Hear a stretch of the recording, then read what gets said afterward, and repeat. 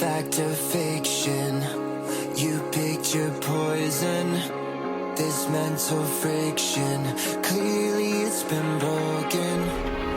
Borderline tragic. You're so dramatic. It's automatic. You turn it on like magic. Hello guys! Welcome naman sa ating panibagong vlog. At dahil month of March na, bumalik na tayo dito guys sa may Yamaha Bike Link Tagum upang mag-price update ng mga motor nila. At marami akong nakita mga bagong modelo dito. Kaya ayan, tapusin nyo tong video na to para malaman nyo na rin yung cash down payment installment ng mga motor nila. At syempre, alamin na din natin guys kung may nag-promo pa. Kaya naman tara, samahan nyo putan yung mga motor nila. Let's go! So, ayan guys, dito na muna tayo mag-umpisa. Ayan, sa kuya ni NMAX, wala iba kundi si Yamaha X-Max. Ayan, so meron silang isang unit na available dito guys. So, kung naghanap kayo ng scooter na pwede nyong i-long ride or di naman kaya comfortable sa long ride, pang Philippine loop kahit pang endurance pa yan, napaka-compact na din dahil meron siyang malaki under-seat storage. Tapos, kung mapapansin nyo, pagdating sa kanyang dashboard, naka-digital na, naka-LED na din yung kanyang headlight. At the same time, pagdating sa front, naka-single disc, dual path. Sa likod naman is naka-single disc din. So, actually guys, na-review ko tong X-Max na to. Kung gusto niyo ng mas detailed review, pakicheck na lang dyan sa aking channel.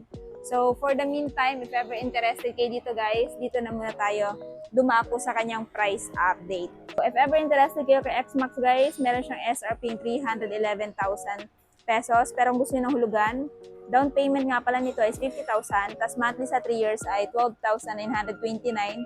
Tapos kung ayaw nyo naman ng 3 years, meron kayo mapagpipilian na 1 year, 2 years up to 3 years. So, ito yung kanyang seat. Generous yung situation niya, maging dito sa OBR. Tapos naka-keyless system na din. Mayroon na din siyang malaking fuel tank. Tsaka malaki yung under-seat storage nyo guys. At sa mga nagtatanong, this one guys is meron din charging port sa loob. At syempre, aside sa charging port guys, meron din siyang dalawang front pocket. Ayan. So, comment down below guys kung ito ba yung klase ng scooter na bibilhin nyo ngayong taon. At meron tayong nakitang bagong modelo ng Yamaha XSR 155. At syempre, yung mapapansin mo kaagad sa kanya guys is yung bago niyang kulay sa tank maging sa side fairing. So, mas talagang naging classic look pa yung kanyang itsura dahil sa kanyang napagandang paint job na combination ng parang metallic brown tapos sa light yellow. So, itong motor na to guys, dual sports na din yung kanyang tire. So, pwede pang off-road. Pwede din siya sa, ayan, samentadong lugar. So, this one is modern classic. Modern siya kasi naka-LED na yung headlight niya. Turn signal, naka-bulb type. Naka-inverted na din yung suspension. Naka-single disc, dual path. Ayan, malaki na din yung fuel tank niya guys. Then, pagdating sa upuan niya, kita nyo naman, naka-classic type na din. Ayan. So, pagdating sa tambucho, as is pa rin naman. So, guys, disclaimer lang, no? Kung may mapapansin kayong may pumupukpok kasi under renovation po yung store ni Yamaha ngayon. Ayan. So, pagpasensyahan nyo na. So, pumunta tayo po talaga dito for price update ng mga motor nila for this month of March. If ever guys, ito yung klase ng motor na gusto nyong bilhin. Ayan, for this month of March. Ito ngayon ay may updated price dito sa Yamaha na spot cash is 182,000 pesos. Pero gusto nyo ng hulugan, down payment is 17,000. Monthly sa 3 years ay 8,326 at rebates na 200. Pero kung ayaw nyo naman ng 3 years guys, ayan, meron kayong mapagpipilian na 1 year up to 3 years. So, pili na lang kayo dyan. So, comment down below. Ito yung klase ng motor na gusto nyo bilhin ngayong taon.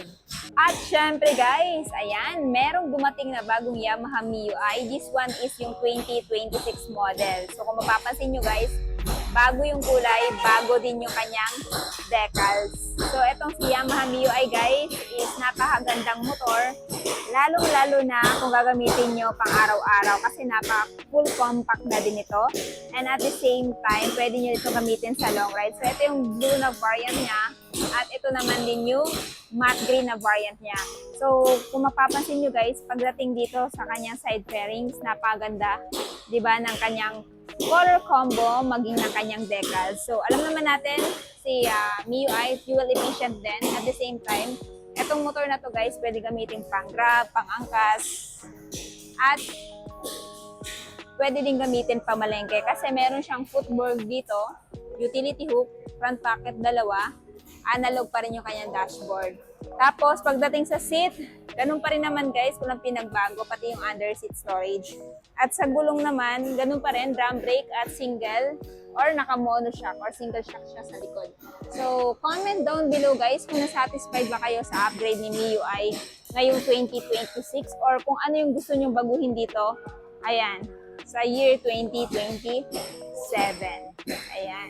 Tsaka guys, ito nga pala yung isang color variant ni Yamaha MIUI na 2026 model. So kung mapapansin nyo, combination siya ng, ayan, para siyang metallic white at yellow-green combination. So sa mga MIUI lover dyan, pumunta na kayo dito sa Yamaha Bike Link Tagum dahil meron na silang bagong labas for 2026 model. So if ever ito yung klase ng motor na bibili nyo guys, updated price is 75,900.